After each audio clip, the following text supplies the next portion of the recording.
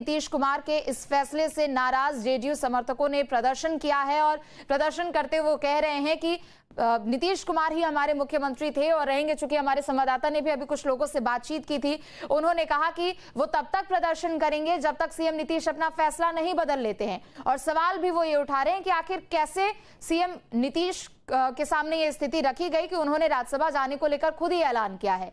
तो नीतीश कुमार के आवास के बाहर समर्थकों का जमावड़ा एक तरफ तो दूसरी तरफ हंगामा भी लोग करते हुए नजर आ रहे हैं। सीएम नीतीश के इस फैसले से जेडीयू के समर्थक नाराज हैं, जिससे वो प्रदर्शन कर रहे हैं। नीतीश कुमार के राज्यसभा जाने की खबर से समर्थक नाराज नजर आ रहे हैं। तो इस वक्त की बड़ी खबर बिहार की राजनीति से जुड़ी हुई।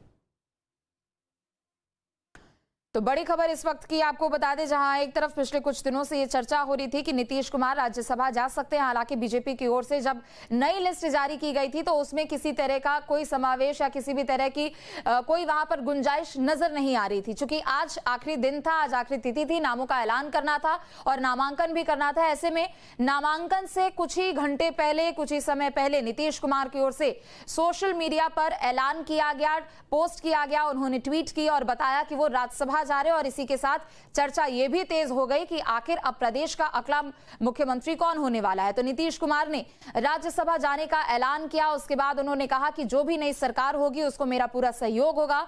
मैंने आपके प्रति कई बार आभार व्यक्त किया है, लेकिन जैसे ही सीएम नीतीश की ओर से इस बात का ऐलान किया गया, जेडीयू के जो समर्थक है वो उनके आवास के बाहर पहुंचे और जमकर हंगामा करने लगे। हालांकि इस बात को लेकर सुबह से ही ये चर्चा तेज हो चुकी थी कि नीतीश कुमार आज राज्यसभा जाने के लिए नामांकन कर सकते हैं, चूंकि आज नामांकन करने का आखिरी दिन है।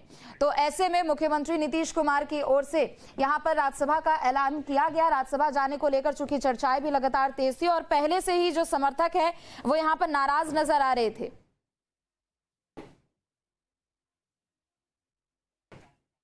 तो बड़ी खबर इस वक्त की आपको बता दें, नीतीश कुमार ने सोशल मीडिया के जरिए बताया है कि वो अब राज्यसभा का रुख करने वाले हैं। राज्यसभा में नए सिरे से राजनीति को अपने आगे बढ़ाने वाले हैं। लेकिन चर्चा इस बात की भी हो चुकी है कि नीतीश कुमार के बेटे निशांत कुमार, क्या वो भी एक तरीके से अब एक्टिव पॉलिटिक्स में नजर आएंगे। कुछ समय पहले की बात करें तो कार्यकर्ताओं से लगातार ये सवाल किया जा रहा था कि क्या वो निशांत कुमार को एक्टिव पॉलिटिक्स में देखना चाहते हैं, किसी पद पर देखना चाहते हैं। तो जेडीयू के समर्थकों का कहना था कि अगर निशांत कुमार एक्टिव पॉलिटिक्स में आते हैं तो उनके लिए भी अच्छी खबर होगी। लेकिन शायद इस बात की चर्चा भी अंदर खानी थी कि नीतीश कुमार को राज्यसभा भेजा जाएगा और उसके बाद जो प्रदेश में फिलहाल अभी राजनीति है वो बदलती हुई नजर आ रही है। तो नीतीश कुमार की ओर से सोशल मीडिया के जरिए ऐलान किया गया है कि वो राज्यसभा जा रहे हैं। एक तरफ ये ट्वीट भी है, वो भी आपको दिखा रहे हैं।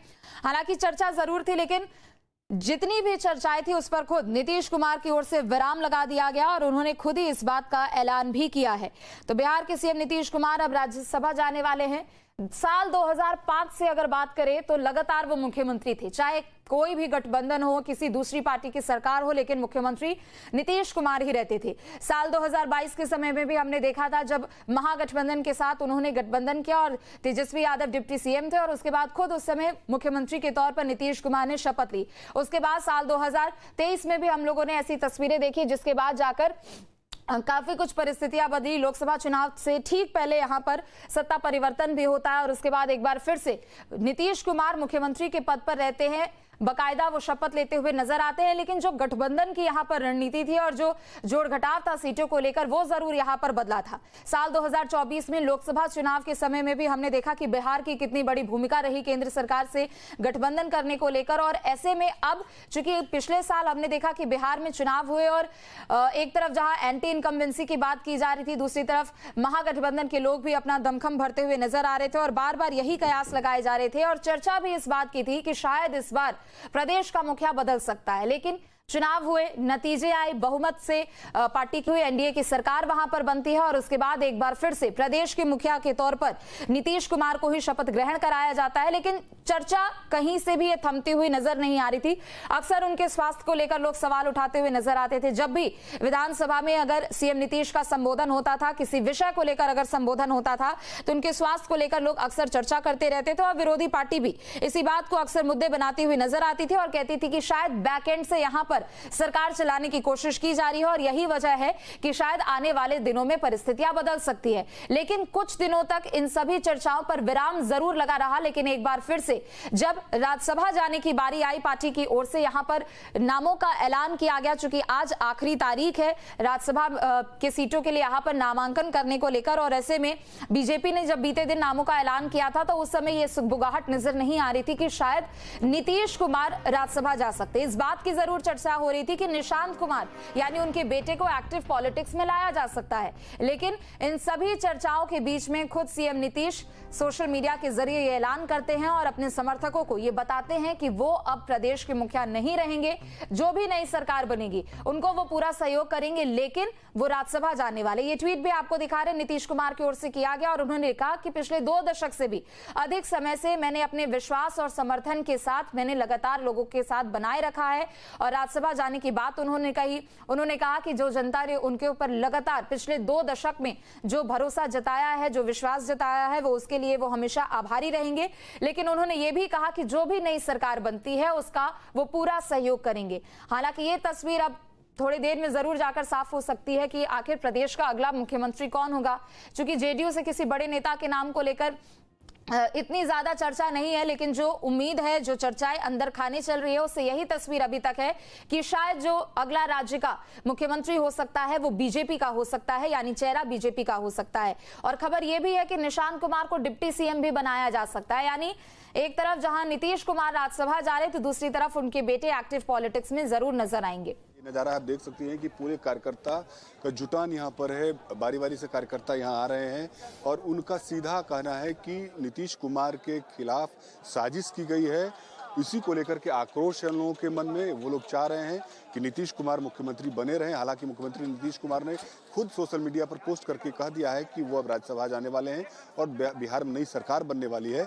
लेकिन कार्यकर्ताओं का जो गुस्सा है वो लगातार सुबह से देखने को मिला है।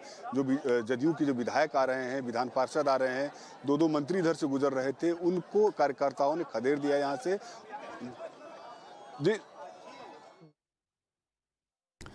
तो ये बाहर की आपको तस्वीरें दिखा रहे हैं जहां पर जेडीयू के समर्थक भी पहुंचे हुए हैं। हालांकि अभी तक जो परिस्थितियां नजर आ रही कर दिया है कि अब वो राज्यसभा जाने वाले हैं। कैसे देख रहे हैं? देखिए, नीतीश बाबू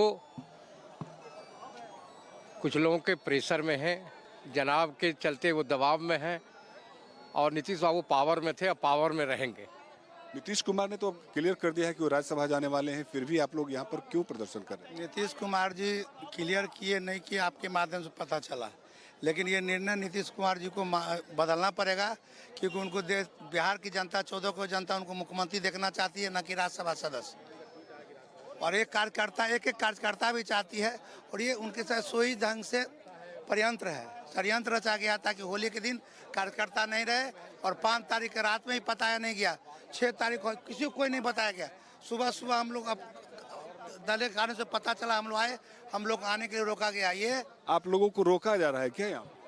देखिए, ये बहुत बड़ी साजिश की तरह देखा जा रहा है इसे। अगर ये होली के नेक्स्ट डे ही क्यों किया गया ये चीज़, ये तो पहले से भी खबर आ सकती थी कि नीतीश